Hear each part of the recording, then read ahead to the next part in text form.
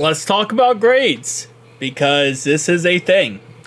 Starting off right away, I posted my community tab a little while ago, but for the situation today against, the Chiefs, obviously, the Chiefs might not have much to play for today, but Carson Wentz does collect $100,000 for each game he plays 50% of the plays, and that the Chiefs win.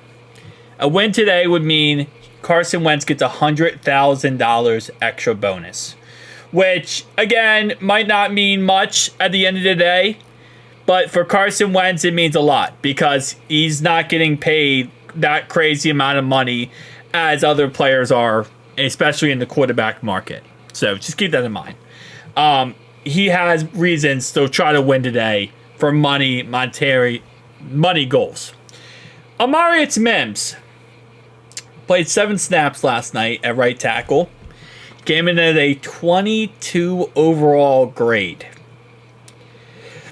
Orlando Brown, 31.6.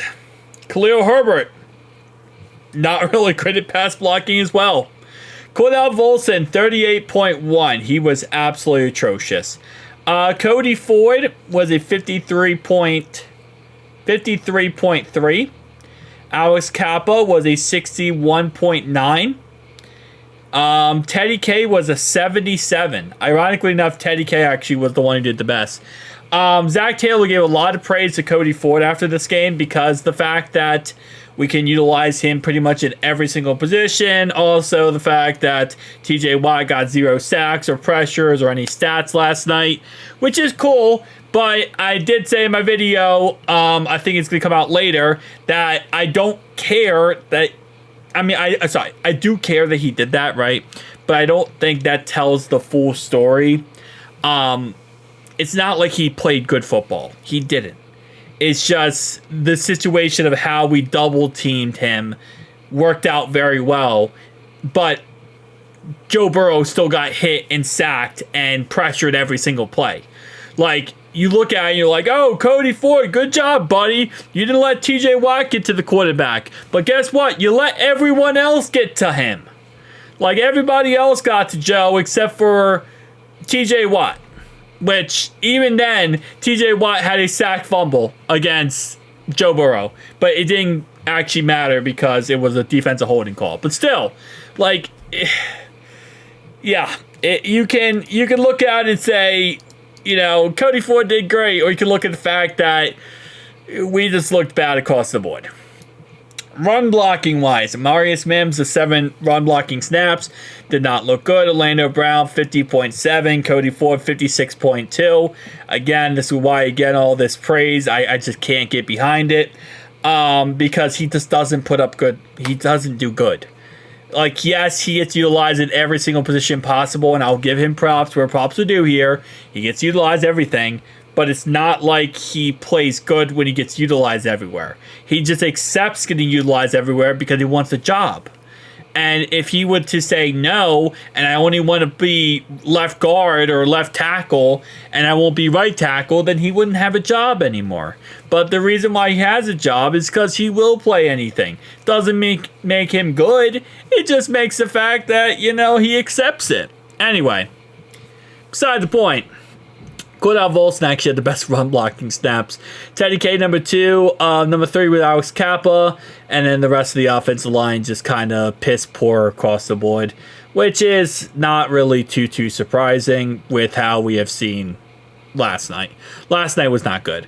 Run blocking wise, Chris Jenkins was actually the worst. Which really breaks my heart because I love him.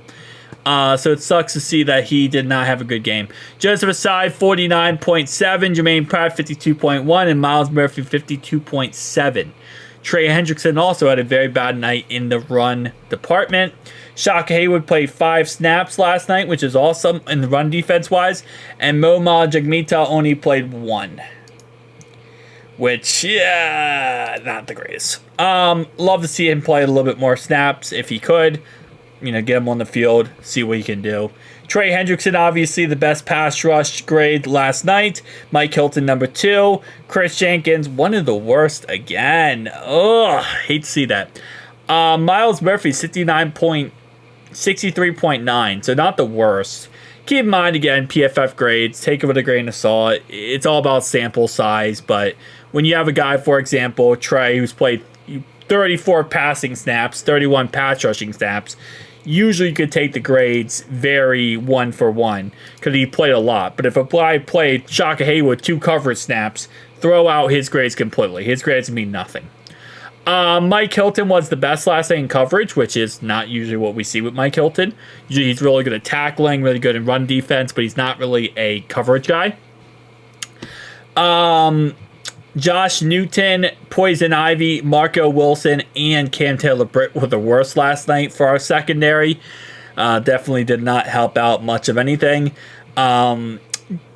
I will say Cam Taylor-Britt in the first half was awful. In the second half, he was a lot better. He really picked up in the second half, which I can give him a lot of credit for that. Geno Stone, 63.6 coverage grade. So, not the greatest, but across the board last night was just... We went through hell and back last night, and that's the best way I can put it.